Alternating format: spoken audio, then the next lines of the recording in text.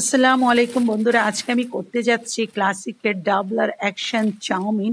এই চাউমিনটা আমি করব, এটার সাথে একটা ম্যাগির মিনি একটা ম্যাগির নুডলস আমি এটার সাথে মিক্স করব টেস্টটাকে একটু ডিফারেন্ট করার জন্য। নর্মালি চাউমিনের সাথে নুডলস যায় না, বাট আমি এটা একটু ডিফারেন্ট টেস্ট নিয়ে আসবো, সেই জন্য আমি ম্যাগির এই নুডলসটার সাথে মিক্স করে করবো। আর এটার জন্য আমি ইউজ করব রসুনের বাটা, রসুন পেস্ট। আর সবজি বাচ্চারা খেতে চায়, যে এই জন্য আমি এই সবজিগুলো ইউজ করছি: বিন কড়াই, শসা, ক্যাপসিকাম, গাজর, আর ধনে পাতা, পেঁয়াজ, কাঁচা লঙ্কা, আর হচ্ছে দুটো ডিম। কারণ আজকে আমি এই চাউমিনটা করছি ভেজিটেবল এগ চাউমিন।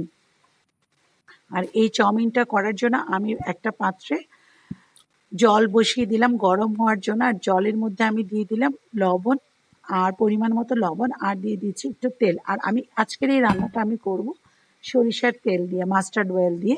আমি সবজিগুলো খুব ভালো করে মিহি করে কুচি কুচি কুচি করে কেটে নিলাম: গাজর, বিন কড়াই, ক্যাপসিকাম, কাঁচা লঙ্কা, ধনেপাতা। কাঁচা লঙ্কাটা আমি পরে দিব কেটে। আর পেঁয়াজটাকে ভালো করে কুচি করে নিয়েছি, ধনেপাতা, কারণ বাচ্চারা না সবজি খেতে চায় না, তো সবজি এই খাওয়ানোর জন্য এটা হচ্ছে টেকনিকটা। আর এই রেসিপিটা করতে যে আমি নিজের বানানো একটা মিক্স মশলা আমি ইউজ করছি। আমার এই মিক্স মশলাটা মাছেও ইউজ করা যায়, মাংসেও ইউজ করা যায়, চাউমিন ইউজ করা যায়। তো জলটা গরম হয়ে গেল, এই পর্যায়ে আমি দিয়ে দিলাম চাউমিনটা সিদ্ধ হওয়ার জন্য। আর এই চাউমিনটা অল্প একটু সিদ্ধ হয়ে গেলে তারপর আমি ম্যাগিটা দিব, কারণ ম্যাগিটা হচ্ছে অনেক নরম, 2 মিনিটে হয়ে যায়। তো সেই জন্য এটা একদম লাস্টের দিকে নামানোর জাস্ট আগে দিয়ে 2-3টা নাড়া দিয়ে আমি এটাকে নামিয়ে নিব। আজকে আমার গলাটা অনেক বসে গেছে, একদম গলা দিয়ে আওয়াজ বেরোচ্ছে, কারণ এত প্রচণ্ড গরম, গরমে না গলা বসে যাচ্ছে। আর হয়ে গেছে সেটা, জাস্ট 1 মিনিটের মতো আমি রেখেছি। এবার জলটাকে আমি ঝরিয়ে নিচ্ছি। তবে জলটা ঝরিয়ে নেওয়ার পর এখানে কিন্তু একটু ঠান্ডা জল দিয়ে চাউমিনটাকে একটু ধুয়ে নিতে হবে, যেন পরবর্তীতে স্টিকি স্টিকি না হয়, এটা যেন ঝরঝরা একটা চাউমিন হয়। তো বন্ধুরা, বাচ্চারা যখন সবজি খেতে চায় না, সেটার জন্য মাদেরকে অনেক নিনজা টেকনিক অবলম্বন করতে হয়। আর আজকের রেসিপিটা হচ্ছে সেই জন্যই। আমি একটা কড়াইয়ের মধ্যে তেল গরম করে এটার মধ্যে পেঁয়াজটা দিয়ে দিয়েছি। আমি পেঁয়াজটা খুব কুচি কুচি করে দিয়েছি, যেন ওদের মুখে না পড়ে, কারণ আমার ছেলের মুখে পেঁয়াজ পড়লে সে পেঁয়াজটাকে ফেলে দেয়।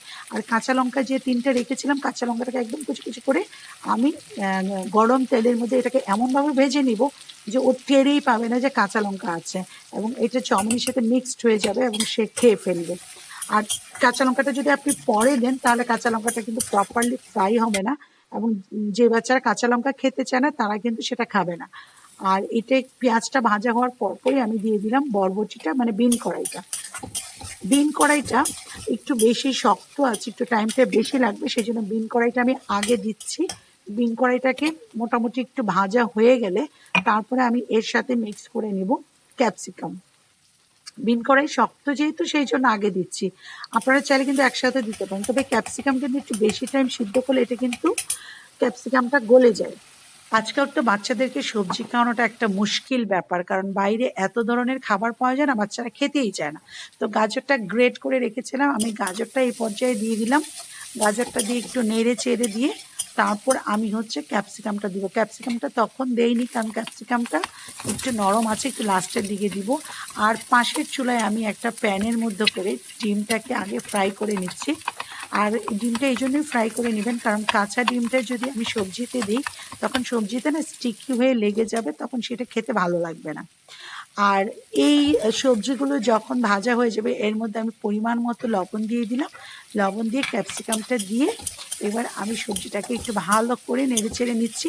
এই যে সবজিটা এরকম ভেজে নিচ্ছি, এটা কী হবে, চাউমিনের সাথে মিক্সড হয়ে যাবে, বাচ্চারা চাউমিনের সাথেই খেয়ে ফেলবে। আর একটু টেস্ট আনার জন্য আমি একটু সয়া সস ব্যবহার করছি, সামান্য পরিমাণ, খুব বেশি না, 1/2 চামচ আমি সয়া সস এখানে ইউজ করছি। সয়া সস দিলে চাউমিনের কালারটাও যেমন ভালো আসে, একটু টেস্টটাও ভালো হয়।